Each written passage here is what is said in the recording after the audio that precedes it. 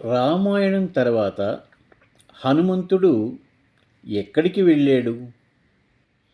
రామాయణ యుద్ధం ముగిసి ధర్మము పునరుద్ధరించబడిన తరువాత శ్రీరాముడు తన అవతారాన్ని ముగించుకొని వైకుంఠానికి తిరిగి వెళ్ళినప్పుడు ఆంజనేయుడు శ్రీరామునితోటి ఎందుకు వెళ్ళలేదు? మరి ఎక్కడికి వెళ్ళాడు? చాలామంది కలిగేటువంటి ఈ ఆసక్తికరమైనటువంటి ప్రశ్నకు ఆధ్యాత్మిక పురాణాలు ఇస్తున్నటువంటి సమాధానం ఏమిటో తెలుసుకుందాం. శ్రీరాముడు వైకుంఠానికి ప్రయాణమయ్యేటప్పుడు హనుమంతుడిని కూడా తనతో తీసుకెళ్ళాలి అని అనుకున్నాడు. కానీ హనుమంతుడు మాత్రం, రామా, నీ పవిత్ర నామము ఈ భూమిపై వినిపించినంత కాలం నాకు వైకుంఠ సుఖాలు వద్దనే వద్దు. నేను ఇక్కడే ఉండి నిన్నే ధ్యానించాలి అని అనుకుంటున్నాను అని చెప్పాడు. దాని ప్రకారమే ఇప్పటికీ కూడా హిమాలయాలలోని గంధమాదన పర్వతం మీద హనుమంతుడు రామనామాన్ని జపిస్తూ తపస్సు చేసుకుంటూ ఉన్నాడని చెప్పి నమ్ముతారు. త్రేతాయుగం ముగిసిన తరువాత, అంటే రామాయణ యుగం ముగిసిన తర్వాత కూడా ద్వాపర యుగంలో అనగా మహాభారత యుగంలో హనుమంతుడు జీవించాడు.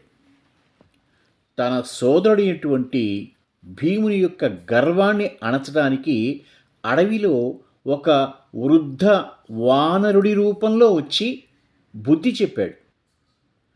కురుక్షేత్ర యుద్ధ సమయంలో అర్జునుడి రథం మీద కపిధ్వజం అంటే కోతి గుర్తుగా గల జెండాగా ఉండి రథాన్ని ఇంకా పాండవులను దుష్ట శక్తుల నుంచి రక్షించాడు కూడా.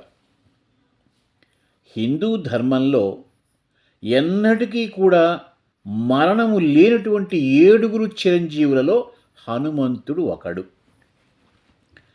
కలియుగం ముగిసే వరకు కూడా భూమి మీదనే జీవించే వరాన్ని ఆయన పొందాడు. ఎక్కడైతే రామనామం ధ్వనిస్తుందో అక్కడల్లా హనుమంతుడు చేతులు జోడించి ఆనంద బాష్పాలతోటి కూర్చుని ఉంటాడు అని చెప్పి ఆధ్యాత్మికపరమైనటువంటి వాక్యం. కాబట్టే నేటికి కూడా రామాయణ ప్రవచనములు జరిగే ప్రదేశాల్లో హనుమంతుని కోసం ప్రత్యేకంగా ఒక ఆసనాన్ని కేటాయించేటువంటి సాంప్రదాయం ఉన్నది. మనం మన కళ్ళతోటి చూడలేకపోయినా రామభక్తుల పిలుపునకు ఆయన నేటికి కూడా స్పందిస్తూనే ఉన్నారు.